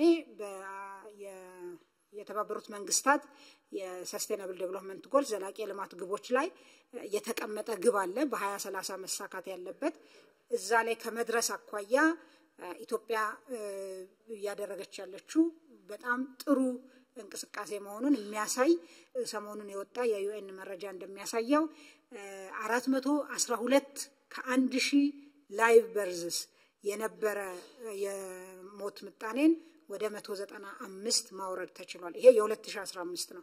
በቅርብ ደግሞ ተጨማሪ መረጃ የሚወጣ ይሆናል። ይሄንን በጣም በዓለም አቀፍ ደረጃ ሪኮግኒሽን ያገኘ እንግዲህ ሰሞኑንም አይታችሁ ከሆነ ሶሻል ሚዲያ ላይ የነበረ ሪፖርት ነው የዩኤን ሪፖርት ላይ ማለት ነው። ኢትዮጵያ ይሄን እቅድ ልታሳካ እንደምትችልም ማሳያ ነው። ሌላው የህፃናት ሞት ምጣኔ ነው። ከመቀነስ አኳያ ከ1000 ላይቭ በርዝስ 67 ከነበረበት በ2015 47 ደርሷል። ይሄ ፈርዘር እየቀነሰ መሄድ የሚኖርበት ነው። በዚህ ዘርፍ ላይ የሚደረገው የጤና ተቋማት ተደራሽነት ከፍተኛ ለውጥ ነው ያመጣው። በጤና ጣቢያ በጤና በክሊኒክ በሆስፒታል መጀመሪያ ደረጃም ሁለተኛ ደረጃ ሆስፒታሎችም ቁጥር በከፍተኛ ሁኔታ ጨምሯል። ያ ተደራሽነት እነዚህን የሞት ምጣኔዎችን ለመቀነስ ትልቅ ሚና ነበራቸው ማለት ነው። ሌላኛው የአገራዊ ንጹህ መጠጥ ውሃ ነው። እንግዲህ አንዱ ውጤት የዜጎችን የኑሮ ሁኔታ እና ጥራት ከሚያሻሽሉ ነገሮች ውስጥ የውሃና የኢነርጂ ተደራሽነት ነው። እዚህ ጋር የውሃ እንግዲህ ተደራሽነትን ስናይ 69% ደርሷል። አጠቃላይ ናሽናል የውሃ የንጹህ መጠጥ ውሃ ተደራሽነት። ሌላው የማህበራዊ አካታችነት ማሳያ እንግዲህ የተለያዩ የህብረተሰብ ክፍሎችን በተለይ ተጋላጭ የሆኑ የህብረተሰብ ክፍሎች ተሳትፎን ተጠቃሚነትን የሚያረጋግጡ ስራዎችን ውጤታማነት የሚለካ ነው። ከዚህ አኳያ የጾታ ምጥጥን የጀንደር ጋፕ ኢንዴክስ ይሄም የኢንተርናሽናል መለኪያ በዓለም አቀፍ ተቋማት የወጣ ነው። 2015 ላይ ከነበረበት 0.64 2023 ላይ 0.711 ደርሷል። በዚህም ኢትዮጵያ ግሎባል ራንኳ በ2015 124ኛ ሀገር ነበረች። አሁን በ2023 ላይ 75ኛ ሆናለች። ይሄ ኢንዴክስ የሚያየው በኢኮኖሚ ተሳትፎና ተጠቃሚነትን በማህበራዊ ጉዳይ ተጠቃሚነትን አካታችነት ምን ያክል ተረጋግጧል የሚለውንና ፖለቲካዊ ተሳትፎን የሚመለከት ነው። በእነዚህ ኢንዴክስ ኢትዮጵያ ጥሩ አፈጻጸም ያሳየች መሆኑን ያሳያል ግሎባል ራንኩ። ሌላኛው ከዘላቂ ልማት ማህበራዊ አካታችነት አኳያ የምናየው ለዜጎች ምቹ የሆነ ከተማን መፍጠር ሰስቴናብል የሆነ ሲቲ ሰስቴናብል ኮሚኒቲ ብለው ያስቀመጡትን ግብ ከማሳካት አኳያ እየተሰሩ ያሉ ስራዎች ነው። ለማሳያ ሌላ ጋር የተሰራው እንዳለ ሆኖ በቁጥር በቅርብ ስላለኝ ያመጣሁት በአዲስ አበባ ብቻ ባለፉት ሁለት የኮሪደር ስራዎች 28 የስፖርት ማዘውተሪያ ቦታዎች በየአካባቢው ተሰርተዋል ማለት ነው። ይሄ የዜጎችን የኑሮ ጥራት የኑሮ ሁኔታ ከማሻሻል አኳያ ትልቅ ሚና የሚጫወት ነው። ፓርኮች በነፃ ለዜጎች ኦፕን ስፔሶች ፓርክና ፕላዛ ከ193 በላይ ተገንብተዋል ማለት ነው። በህፃናት መጫወቻዎች 66 አካባቢ ተገንብተዋል። ይሄ በአጠቃላይ በከተማ ውስጥ ለዜጎች ምቹ ሁኔታ ከመፍጠር አኳያ አካታች ከመሆን አኳያ ትልቅ ሚና የሚጫወት ነው። ሳልጠቅስ ማላልፈው ባለፉት 6 ዓመታት የአቅመ ደካማ ቤቶችን የማደስ በየክልሉ ከክብር ጠቅላይ ሚኒስትራችን ጀምሮ የተወሰደው ኢኒሼቲቭ በአጠቃላይ ከ170 ሺህ በላይ ቤቶች ተገንብተው ለተጠቃሚዎች ተላልፈዋል። በአዲስ አበባ ብቻ ባለፉት 9 ወራት በመልሶ ማልማት 8672 ቤቶች ተገንብተዋል ማለት ነው በ9 ወር ብቻ። ሌላኛው እንግዲህ የማህበራዊ አካታችነትና በአጠቃላይ የሉዓላዊነትና የአይበገሬነት መሰሶ አድርገን የወሰድነው ሰብአዊ ድጋፍን በራስ አቅም የመሙላት አዲሱ እይታ ነው። ለዚህ አዲስ ፖሊሲ አዲስ ህግ አገር በቀል አቅም ለመገንባት 5 ፒላሮች ያሉት እቅድ ታቅዶ ወደ ስራ ተገብቶ ነበር። 5ቱ ፒላሮች እንደምታስታውሱት የመጠባበቂያና የዕለት ደራስ ክምችት በራሳችን ስትራቴጂክ ሪዘርቭ የመያዝ፣ የአደጋ ስጋት ምላሽ ፈንድ ማደራጀት፣ ሰብአዊ ድጋፍ ማከማቻ መጋዘኖችን ማስፋፋት እና ጥራታቸውን እና ደረጃቸውን የጠበቁ ማድረግ፣ ቅጽበታዊ አደጋዎች አገልግሎት ማደራጀት፣ የቤተሰብ ኃላፊነትና የማህበረሰብ አጋርነትን በዚህ ውስጥ በደንብ ሞቢላይዝ አድርጎ መጠቀምን የሚል ነው። እንግዲህ አሁን ዓለም ያለበት ሁኔታ ቅድም እንዳልኩት የልማት አጋርነት ኦፊሻል ዴቨሎፕመንት አሲስታንስ በደንብ ጎልቶ ችግሩ እየወጣ ያለው አሁን ቢሆንም ይሄን እኛ ቀድመን ህዝባችንን በሚሊዮኖች የሚቆጠሩ ዜጎችን አወያይተን ወደ ስራ ገብተናል ማለት ነው። ይሄን እንግዲህ ከዓመት በላይ የሆነው ኢኒሺዬቲቭ ነው። ከዚህ አኳያ ምን ውጤቶች ተገኙ የሚለው በየክልሉ መሬት እንዲለይ ይሄ ስትራቴጂክ ሪዘርቭ የሚመረትበት መሬት እንዲለይ በተደረገው መሰረት እስካሁን ከሚጠበቀው 40% መሬት ተለይቷል። ወደ 11221 ሄክታር መሬት ማለት ነው። በ5% አካባቢ ላይ ተዘርቶ 1 ሚሊዮን ኩንታል ለስትራቴጂክ ሪዘርቭ እንግዲህ ያልነበረን ነው ማምረት ተችሏል። የአደጋ ምላሽ ፈንድ በሚመለከት በ11 ክልሎችና ከተማ አስተዳደሮች ህጋዊ አሰራር ካውንስላቸው አጽድቀው አዘጋጅተዋል። መደበኛ የሰብአዊ ድጋፍ 9 ክልሎች በራሳቸው አቅም ፍላጎታቸውን እየሸፈኑ ነው ማለት ነው። የሰብአዊ ድጋፍ ፈላጊ ቁጥር ባለፉት 5 ዓመታት እንግዲህ በተደረገው የማጣራት ስራ በ86% ቀንሷል። እንግዲህ አጠቃላይ የዘላቂ ልማትን የማሳካትና ማህበራዊ አካታችነትን እንዲሁም ሁለንተናዊ ሉዓላዊነትን ከማረጋገጥ አኳያ እነዚህ ስራዎች ማሳያ ናቸው። 5ኛው ክፍል አስቻይ ሁኔታ እንግዲህ ቀደም ስነሳም እንዳልኩት ልማት ኢኮኖሚ ልማትን ለማሳለጥ የሰላም የዲፕሎማሲና አጠቃላይ የትብብር ቀጠናዊ የሚሆን ዓለም አቀፋዊ ትብብር ሁኔታዎች በጣም ወሳኝ ናቸው። ከዚህ አኳያ ባለፉት 9 ወራት ምን ተሰሩ የሚለውን ስንመለከት እንግዲህ በተሰሩ የፖለቲካ የድርድርና የህግ ማስከበር ስራዎች ከዚህ ቀደም የሰላም እጦት የነበረባቸው አካባቢዎች የተሻለ ሰላም መገኘት መቻሉ በርካታ ማሳያዎች አሉ። እንግዲህ በአማራና በኦሮሚያ እንዲሁም በሌሎች ክልሎች ታጣቂ ኃይሎች የመንግስት ጥሪን ተቀብለው እየገቡ መሆኑ አንዱ ማሳያ ነው። ሀገራዊ ምክክር ከትግራይ ክልል ውጪ በሁሉም ክልሎች መካሄዱ በተለይ ደግሞ በአማራ ክልል በቅርብ መካሄዱ በዛ ክልል ያለው የጸጥታ ሁኔታ የተሻለ እየሆነ የሄደ መሆኑን ማሳያ ነው። የትግራይ ክልል ጊዜያዊ አስተዳደር እንዲራዘምና መልሶ እንዲቋቋም መደረጉ ትልቅ ሚና የተጫወተ ነው። ቀጠናዊ ሁኔታችንን ስንመለከት እንግዲህ በቀጠናችን ዘርፈ ብዙ የፖለቲካ እና የጸጥታ ቀውስ የሚያስተናግድ ቀጠና ነው። ግን ባለፉት ዓመታት በሀገራችን ውስጥ የተፈጠሩ ችግሮች ተፈጥሮ የነበሩ ቻሌንጆችን መሻገርና አሁን ባለንበት ሁኔታ ላይ መድረሳችን ኢትዮጵያን አሁንም የመረጋጋትና የሰላም ማዕከል ለቀጠናው መረጋጋት ወሳኝ ሚና የምትጫወትና ሚና ተስፋ የሚጣልበት ሀገር መሆኑን ማስረገጥ ይቻላል ማለት ነው።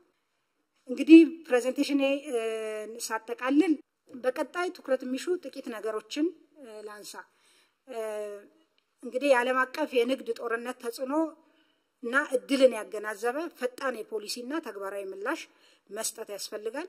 የገቢ ሸቀጦችን የመተካት ስራችን ተጠናክሮ መቀጠል አለበት። በተለይ እኛ ያመረትና ያለናቸው ግን እየገቡ ያሉ ሸቀጦችን መፈተሽና ስልት መቀየስ ያስፈልጋል። እንግዲህ የልማት አጋሮች ድጋፍ መቀነስ ተጽዕኖን ለመቋቋም የሚያስችል የሀብት አመዳደብ ቅደም ተከተልን ታሳቢ ማድረግ ያስፈልጋል።